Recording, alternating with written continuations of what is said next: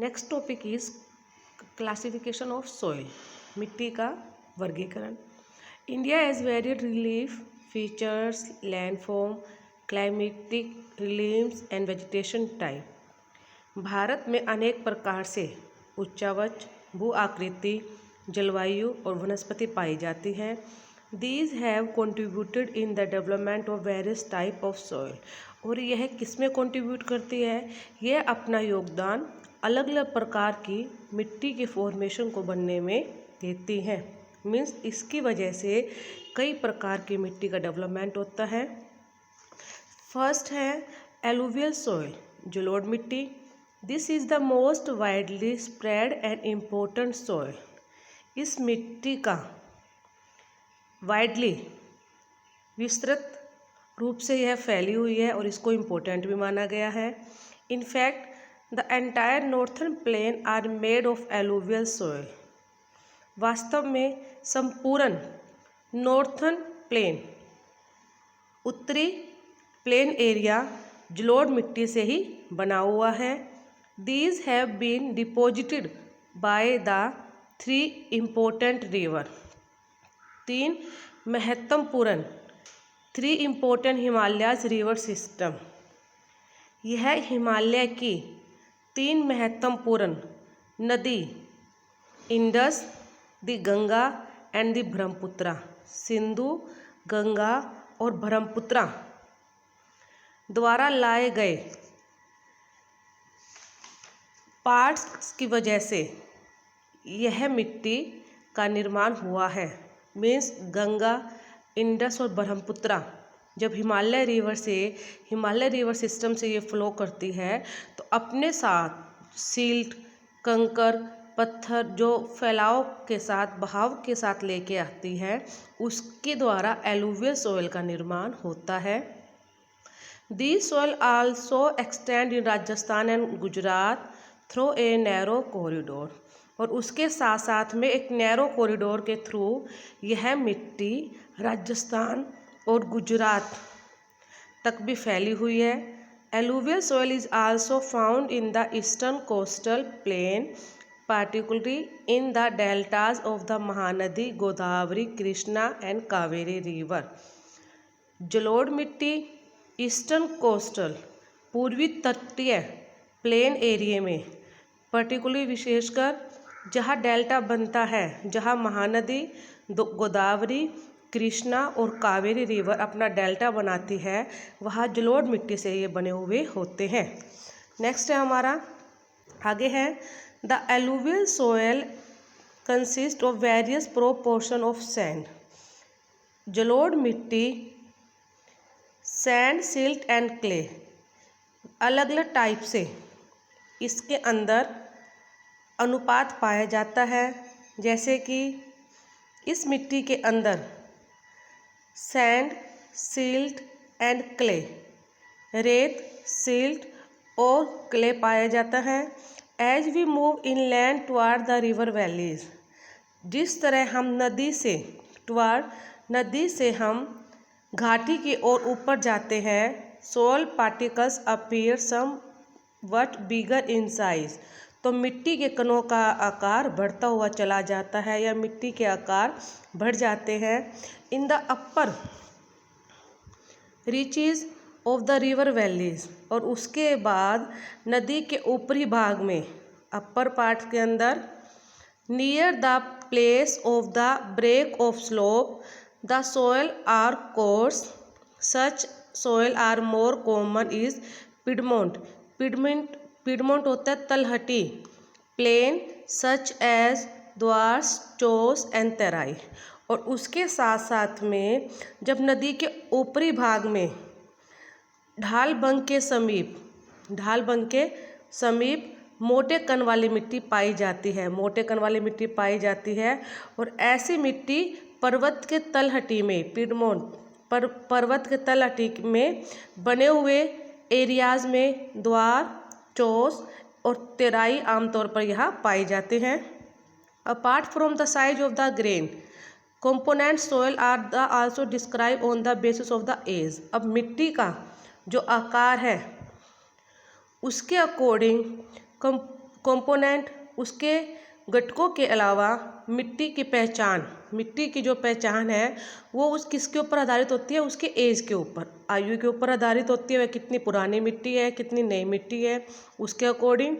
Alluvial of their age, alluvial according to the age soil can be classified और the old alluvial. Age के according alluvial soil को 2 type में divide किया गया है, old and new.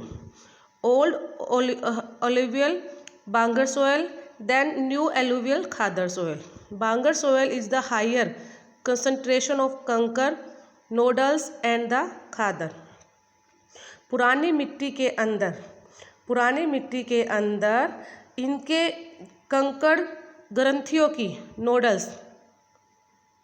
Nodules ग्रंथियों की मात्रा ज़्यादा पाई जाती है देन कंकड़।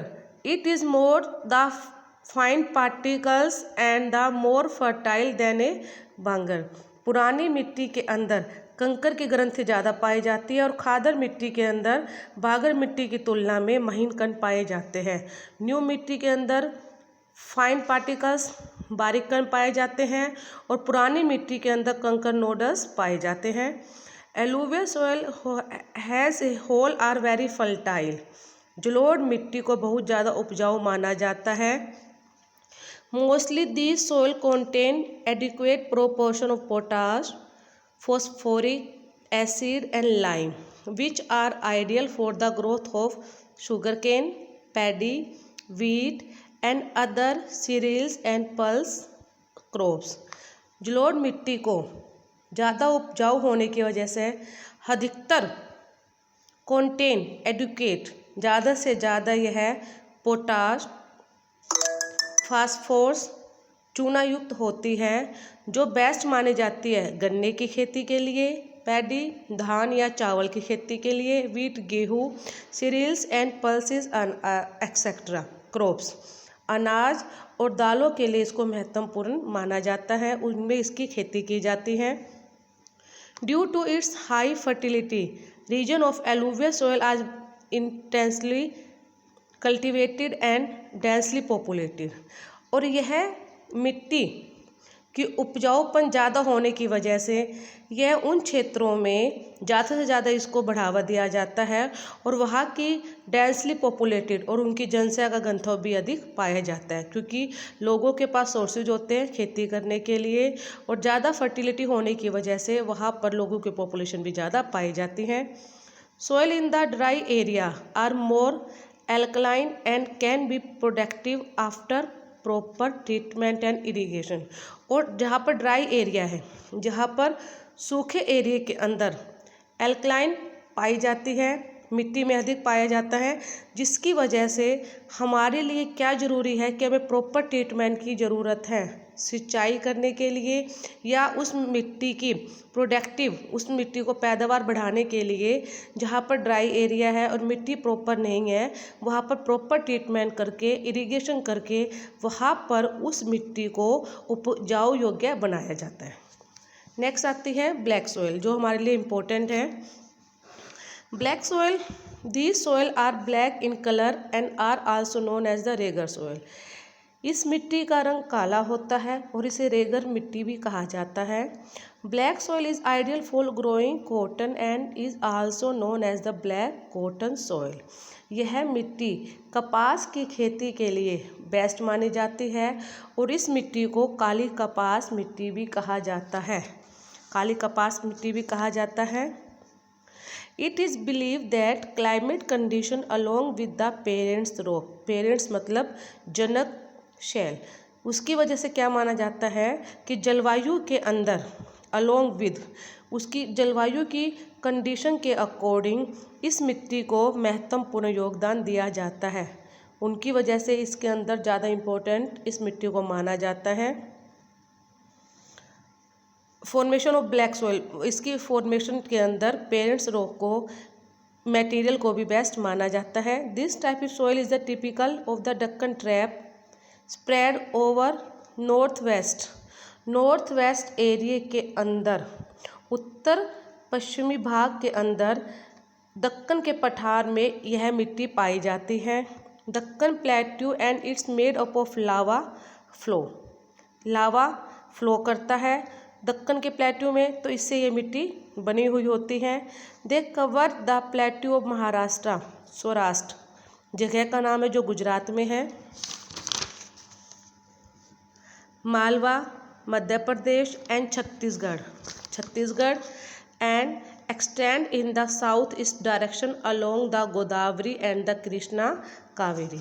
और उसके साथ साथ में यह प्लेट्यू ऑफ महाराष्ट्र, यह मिट्टी महाराष्ट्र, सौराष्ट्र, मालवा मध्य प्रदेश, छत्तीसगढ़ के पठारों पर भी यह मिट्टी पाई जाती है। उसके साथ साथ में दक्षिणी भाग के साउथ ईस्ट, दक्षिणी पूर्वी डायरेक्शन में Godavari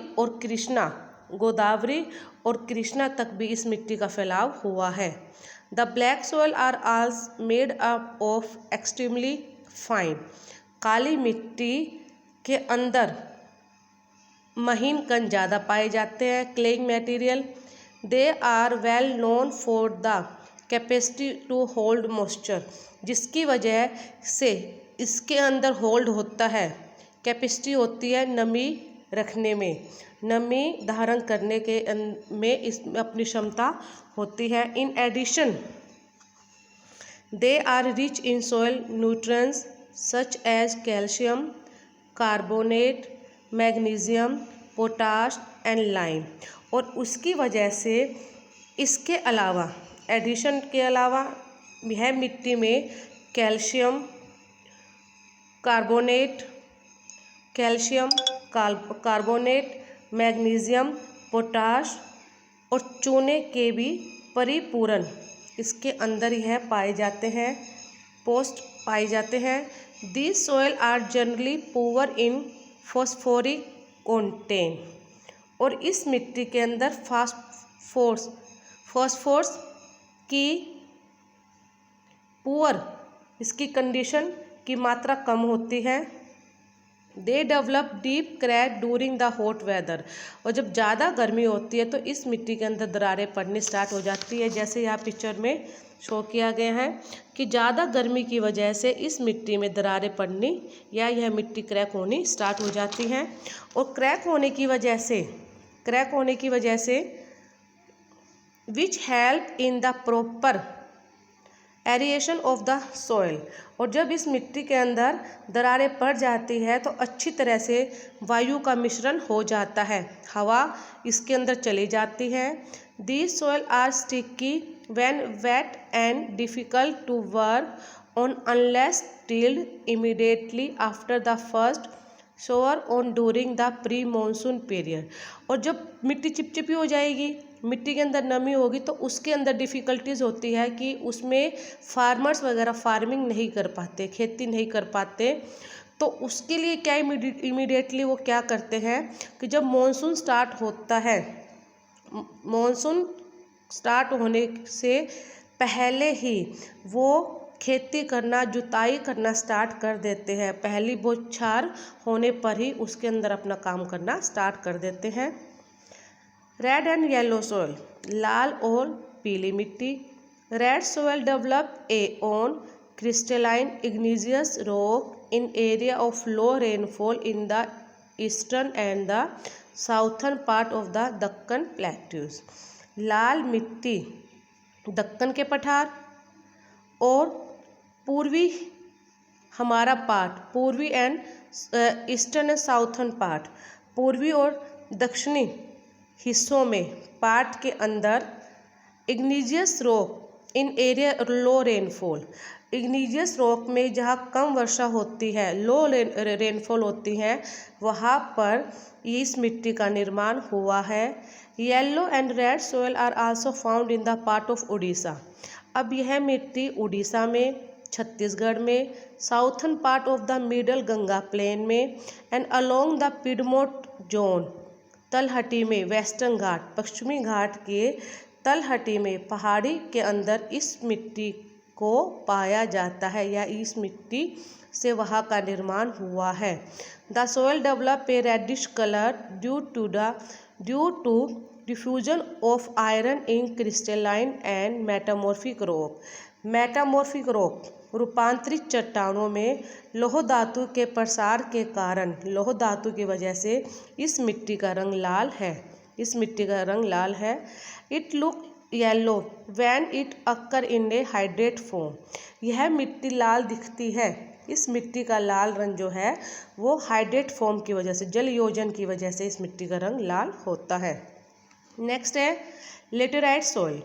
laterite has been derive from the Latin. Latin word से यह लेटर बना है जिसका मीनिंग क्या होता है? ब्रिक। ब्रिक मतलब ईट। The laterite soil develop in area is high temperature. Laterite soil का निर्माण वहाँ होता है जहाँ पर हाई टेम्परेचर होता है, उच्च तापमान होता है, एंड हैवी रेनफॉल, और ज़्यादा बारिश होती है। This is the result of intense leaching due to heavy rain. ज़्यादा बारिश होने की वजह से इस मिट्टी के अंदर लीचिंग का परिणाम होता है, लीचिंग हो जाती है। Humus content of the soil is low. Humus इसके अंदर लो होता है।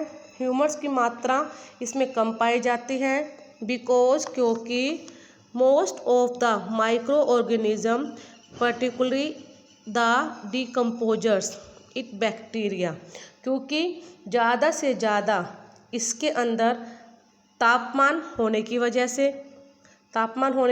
से और बैक्टीरिया इसके अंदर नष्ट होने स्टार्ट हो जाते हैं। डिकम्पोजर्स की वजह से इसके अंदर बैक्टीरिया ख़त्म हो जाते हैं। पर्टिकुलरली